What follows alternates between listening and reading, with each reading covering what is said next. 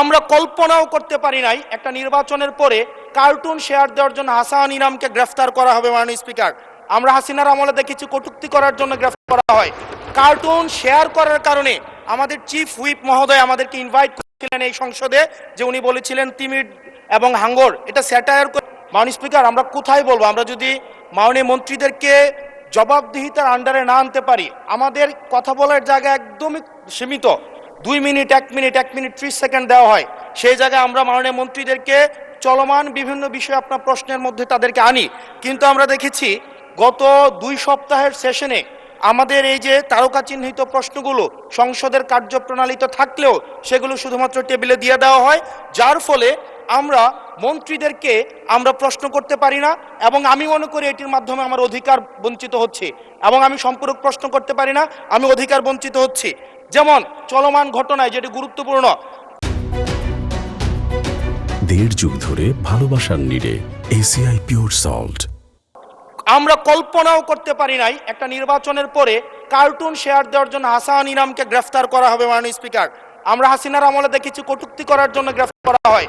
Cartoon share করার কারণে আমাদের চিফ হুইপ মহোদয় আমাদেরকে ইনভাইট করেছিলেন এই সংসদে, যে উনি বলেছিলেন তিমির এবং হাঙ্গর, এটা স্যাটায়ার করে বলেছিলেন, এটা আমরাও বুঝেছি, এটা উনিও বুঝেছেন।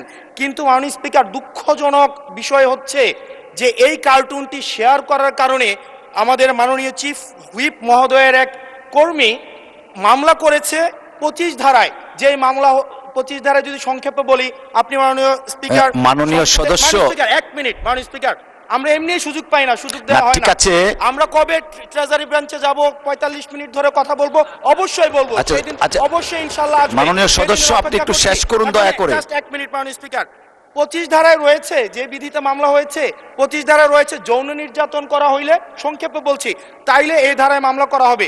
কিন্তু মাননীয় স্পিকারের মাননীয় হুইপ মহোদয়ের যেই মিমটি শেয়ার করা হয়েছে, সেখানে কোথায় যৌন নির্যাতন করা হয়েছে? এখানে একটা মিম শেয়ার দেওয়া হয়েছে, যেখানে দেওয়া হয়েছে তিমি মাছ সবাইকে সার্ভ করা হচ্ছে। এবং এই ধরনের মামলায় আমাদের এই অভ্যুত্থান পরবর্তী সময়ে বিরোধী দল মতকে দমন নিপীড়নের জন্য গ্রেফতার করা হচ্ছে, এবং জামিনও দেওয়া হচ্ছে না। এবং এইখানে কোনো ধারায় 25 ধারায় সাইবার নিরাপত্তা যেটা আইন এই সংসদে পাশ করা হয়েছে, এই আইনে কূটনীতির জন্য বা রাজনৈতিক স্যাটায়ারের জন্য আমাদের হচ্ছে মামলা করার কোনো বিধান নাই। সেই জায়গাতে এই প্রশ্নগুলো আমরা কাদেরকে করব? যদি আমাদেরকে আমাদের এই মৌখিক প্রশ্ন উত্তর পর্বটি যদি আপনারা বাদ দিয়ে দেন, তাহলে আমরা কাদের কাছে প্রশ্ন করব? এটা একটা মনোলগ সেশন হবে, এখানে সবগুলো স্ক্রিপ্টেড থাকবে, মন্ত্রণালয় থেকে যে উত্তর রেডি করে দিবে সেটাই। আমাদের মন্ত্রীরা কাজ করছেন, পরিশ্রম করছেন, কিন্তু আমাদের সাথে তাদের যে জবাবদিহিতার যে সম্পর্কটা, এই সম্পর্কটা এই সংসদে নিশ্চিত হচ্ছে না। এবং আমি মনে করছি রুলস 163 ও এই বিধি অনুযায়ী আমার অধিকার বঞ্চিত করা হচ্ছে, এবং অতি সত্বর এই যে মৌখিক উত্তরদানের যে কর্মসূচিটি রয়েছে সেটি রুলস অফ প্রসিজারে অন্তর্ভুক্ত করা হোক, যাতে করে আমাদের মাননীয় মন্ত্রীদেরকে আমরা জবাবদিহিতার আন্ডারে আমরা আনতে পারি। ধন্যবাদ।